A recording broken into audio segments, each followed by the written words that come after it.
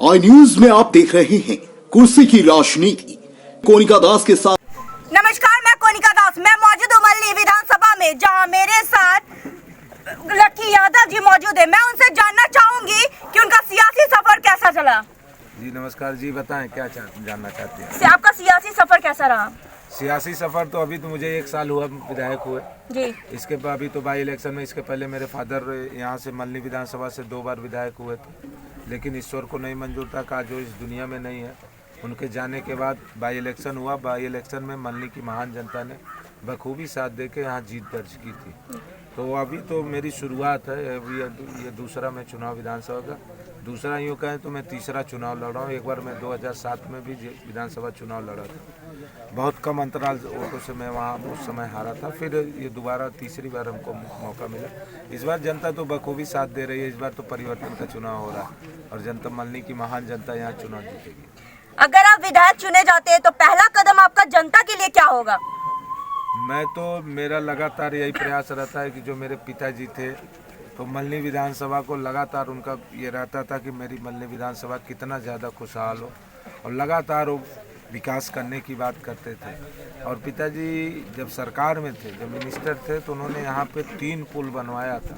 एक आपके बगल में यहाँ से 1 किलोमीटर की दूरी पे पीली नदी पे पुल बनवाया, बरपुर गांव के नाम से जाना जाता है। फिर बेलावा गांव में वहाँ एक, फिर इसके बाद बैजारामपुर में। तो पिताजी का एक लगातार वो रहता था कि मैं कितना ज़्यादा मल्ली विधानसभा को विकास करूँ। तो वही मेरी भी सोच वही रहती है कि मैं कितना ज़्यादा सरकार आती है। अभी तो 1 साल मुझे हुआ, लेकिन अब अगर सरकार समाजवादी बनती है, हमारे नेता आदरणीय राष्ट्रीय अध्यक्ष जी मुख्यमंत्री हो रहा है, तो इसके बाद मेरा प्रयास है कि नौजवानों के लिए, खासकर जौनपुर जिले में एक बड़ा कारखाना लगवाया जाए रोजगार के लिए। जो हमारा नौजवान दर ठोकर खा रहा है, दिल्ली बम्बई कलकत्ता जाके, उसको कोई बढ़िया रोजगार नहीं मिल पा रहा है।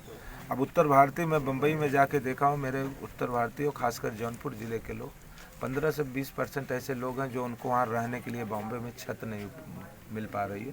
तो मेरा ये प्रयास होगा कि ये लोग जो बम्बई दिल्ली जा रहे हैं, उनके लिए एक बड़ा कारखाना लग जाएगा। तो मैं अपने मल्ली विधानसभा को नौजवानों के रोजगार के लिए तो यहाँ से कम व्यवस्था। शिक्षा के क्षेत्र में आप क्या करना चाहेंगे? शिक्षा के क्षेत्र में हमारे राष्ट्रीय अध्यक्ष ने जो घोषणा पत्र उन्होंने जारी किया है, आप शायद उसको पढ़ लीजिए। उन्होंने LKG से लेके PG तक, पोस्ट ग्रेजुएट तक सभी बच्चियों के लिए उन्होंने फ्री कर दिया। इसमें इनका कोई फीस नहीं लगेगा, इनकी पढ़ाई मुफ्त होगी। तो मेरा भी वही है कि कहीं कुछ, एक हमारे मल्ली विधानसभा में राजकीय कॉलेज नहीं है, तो मेरा प्रयास होगा कि सरकार बनने में मल्ली विधानसभा में एक राजकीय कॉलेज बनवाने का। स्वास्थ्य और शिक्षा की बात तो हर नेता करते हैं, पर आपका कोई ऐसा कदम जो किसी ने ना किया हो, आप करना चाहते हो? मैं तो आपको बताना चाहता हूँ, ये जौनपुर जिले में 2015 में पिताजी के प्रयास से मेडिकल कॉलेज मिला था और 2017 तक वो 75% बन के तैयार हो गया था। और 5 साल हो गए, भारतीय जनता पार्टी 25% नहीं बनवा सकी। और बीच में अभी 1-2 महीना पहले, चुनाव से पहले, हमारे प्रधानमंत्री जी उस पर पर्दा लगवा के उद्घाटन करवा दिए। पता नहीं कौन सी ऐसी जल्दी थी, अभी तक वो बन के तैयार भी नहीं हुआ। इतने जल्दी उद्घाटन करा दिए, अभी तक वो PD नहीं चालू है। तो मेरा सबसे पहली कैबिनेट में मैं अपने मुख्यमंत्री जी से मांग करूंगा कि पहले उस पर बजट दें और जल्द से जल्द वो मेडिकल कॉलेज स्टार्ट हो। शिवपाल यादव जी भी आपके कल आए थे और कहे थे कि इस बार आंधी नहीं तूफान आया हुआ है। इस बारे में आप क्या कहना चाहेंगे? अब तो आप जान ही रहे हैं, पश्चिम से लेके पूरब तक। आप पश्चिम भी गई होंगी जी।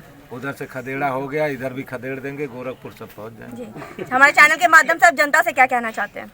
आपके चैनल के माध्यम से मैं मल्ली की महान जनता से अपील करना चाहता हूं कि ये जो चुनाव हो रहा है, नौजवानों का चुनाव है, नौजवान बखूबी इस बार साइकिल का बटन दबाएगा। और सभी नौजवानों से मैं अपील करूंगा कि अपने पोलिंग स्टेशनों पे ज़्यादा से ज़्यादा % वोट डलवा ले। मेरी यही। अब मैं चलती हूँ मल्ली विधानसभा के लोगों से, जनता से मैं पूछना चाहूंगी कि आखिर वो किसके साथ है, क्योंकि आखिर आप जैसा जानते हैं कि हवा का रुख कुछ इस कदर है कि सब सपा की तरफ है। अब मैं उनसे, लोगों से पूछना चाहूंगी कि आप किसको वोट देना चाहेंगे? साइकिल पे। क्यों देना चाहेंगे?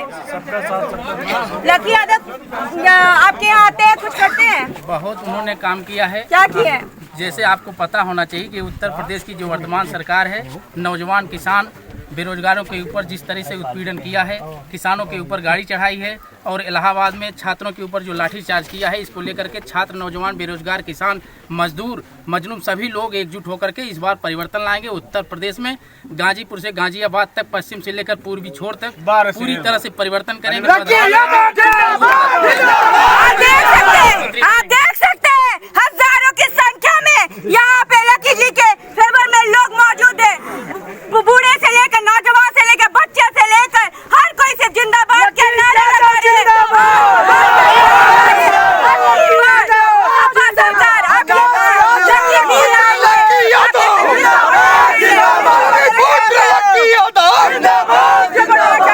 हम समाजवादी को वोट देंगे। लकी भाई ने जो सबसे पहले इस विधानसभा में लकी जी जनता के बीच में रूबरू होते हैं, जनता के बीच में हर घर घर वो घूम रहे हैं। उसके अलावा जब कोरोना काल था, जब लोगों की डेथ हो रही थी, उस समय कोई नहीं ध्यान दे रहा था।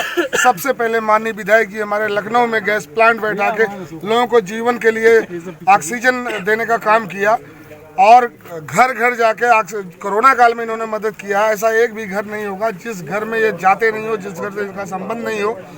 तो विकास की अगर बात करेंगे तो इनसे ज़्यादा इस समय 14 महीने में कौन काम किया है इस क्षेत्र में, बता दे कोई तो मैं बताऊं। आप देख सकते हैं कि जैसा कि मल्ली विधानसभा